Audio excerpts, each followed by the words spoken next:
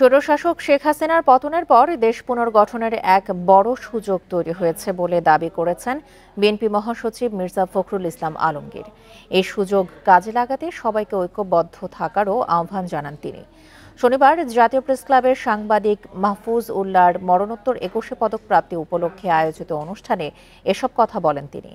মির্জা ফখরুল বলেন, সাংবাদিক মাহফুজুল্লাহ সবসময় গণতন্ত্রের পক্ষে কথা বলতেন। তার স্বপ্ন ছিল গণতান্ত্রিক, সুখী, সমৃদ্ধ বাংলাদেশ।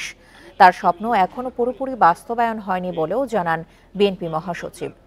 অনুষ্ঠানে বক্তারা বলেন, ফ্যাসিবাদের বিরুদ্ধে দীর্ঘ লড়াইয়ের পূর্ণতা পায় ছাত্র জনতার আন্দোলনে।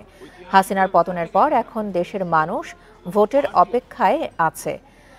সুষ্ঠু ভোটের মাধ্যমে দেশে গণতন্ত্র পুরোপুরি প্রতিষ্ঠা পাবে বলেও আশাবাদ জানান বিএনপি নেতারা।